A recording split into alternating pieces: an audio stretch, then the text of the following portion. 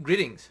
This is going to be a monthly update on the home construction data, which is one of the major economic events that's occurring in the United States right now.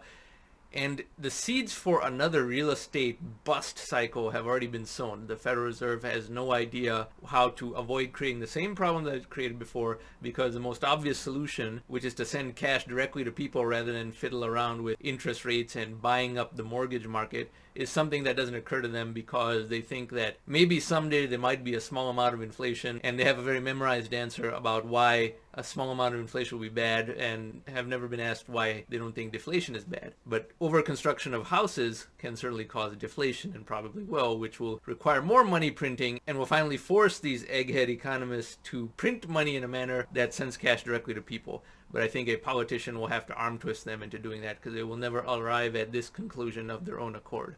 So if we go to what is the Atom publication over here, Chapter 6, Current Government Policy Will Soon Be Ineffective, there's a section in this called The U.S. is in a Real Estate Trap. And I want to highlight just one section in there, this paragraph. I'm going to read this paragraph. In the meantime, the Federal Reserve, in lowering mortgage rates through the purchase of long-term treasuries and mortgage-backed securities, MBSs, is specifically seeking to inflate just one type of asset class and hope that buoys the entire economy. The problem is, any action that increases home prices simultaneously triggers the construction of new homes, thus increasing supply. Hence, any government action to boost home prices is like trying to fill a sieve with water. Read that and see what it means. I wrote this in 2016, and now we're in the same situation again. The low interest rates and money printing that the Federal Reserve does are necessary, as I explained throughout this channel, but by distorting the bond market and hence the mortgage market, they're concentrating overinvestment in one sector, whereas if they just send cash directly to people in equal amounts, you would get a much more smoother and diffuse and free market dissemination of the liquidity and the monetary creation to offset this technological deflation. And that's why every month we look at whether home price construction is still making new all-time highs. So we go to that data. Construction spending in July. So we go to chart number 1. Now blue is non-residential, like office buildings, and orange is public government buildings, and both are in decline because, as I speak about elsewhere on this channel, including videos like this one and this one, the Zoom revolution has greatly and permanently diminished the need for office space. Many companies with knowledge-based workers have these workers now prefer to work from home, and this has happened at the scale of millions of people. And the same to some extent is true of government workers, although government construction spending is not as dependent on the business cycle. Therefore, for the construction industry to grow at all, it has to only produce residential real estate. That's the only type of real estate that still is in demand. Everything else is in surplus. And now that the Federal Reserve has increased liquidity and money printing to a high degree, as it should, we see more of that. Now the problem is the type of monetary creation they do, the type of money printing, involves buying up the bond market, and that stimulates home construction. The same thing happened in 2006, 7, 8, and as soon as they raised interest rates, you got a huge real estate crash, the deepest recession in the last 75 years, and millions of people suffering greatly. And now the same thing is happening again. In dollar terms, residential real estate construction is even higher than it was in 2008. Now this is nominal, this is not adjusted for the size of the economy, but it's still an extremely high amount, and much higher than the other two categories of real estate. And it's still rising at a very steep rate because there's nowhere else for the construction industry to grow, and the distortive effects of the unenlightened way in which the Federal Reserve prints money forces overinvestment in this sector, while millions upon millions of Americans still don't get any cash and cannot return to their basic jobs that were in services and don't have a job that can be done over Zoom. The Federal Reserve just doesn't get it. They've learned absolutely nothing about the difference between theory and practice from the 2008 crisis experience. So what is the percentage year-over-year growth rate? We go to the second chart in the same article, same color code. Public and non-residential is in decline. For reasons we know about, the Zoom revolution has demolished demand for office space, somewhat permanently, I might add. And that's on top of retail real estate already being in glut because of the e-commerce revolution, which I talk about over here. Residential is at a year-over-year growth rate of 30% a year.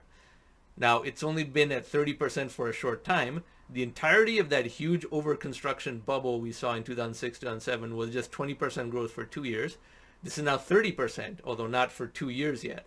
So the total area enclosed by the extreme growth amount of the curve is not quite as bad as it was in 2008. But then again, it's not like all the homes in 2008, 2009 have all been fully deployed and have risen to a high watermark price. Many of them took 10 or 11 years just to get back to their 2007 price. Not to mention the fact that the US demographics are kind of different. Baby boomers were still in a home buying stage in 2008, 2009.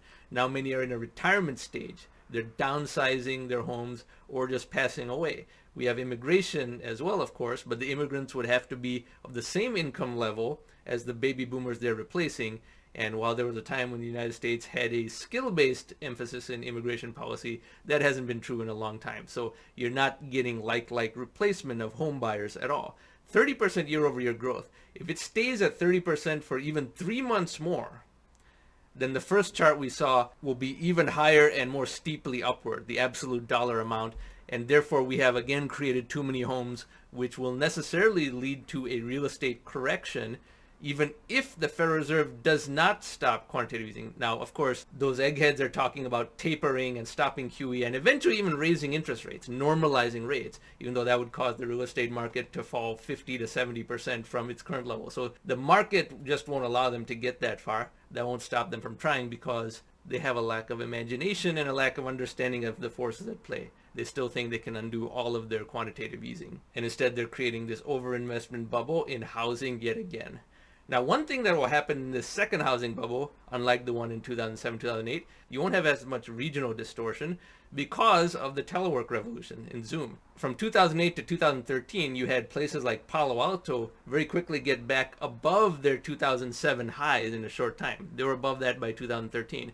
Whereas places like the suburbs of Phoenix and Las Vegas and the California Central Valley, in many cases, are still not at the 2007, 2008 highs. But now with the Zoom revolution, supply-demand mismatch based on locality smooths out somewhat, because some people will just say, hey, I'm going to go to the place that's suffering from a real estate bust because my housing cost would be about 1/120th of what it is, and I can keep my job. I can do my same job. And that's why the expensive cities are going to be the ones that suffer in this correction, unlike the outskirts cities in 2009, 2010. So this is going to be interesting.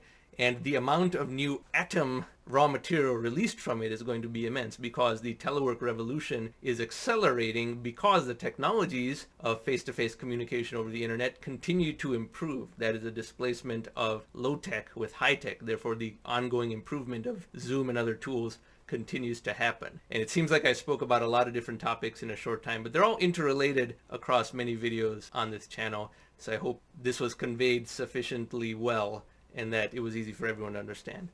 So if you like this type of content, I encourage you to subscribe to this channel, and thank you very much for watching.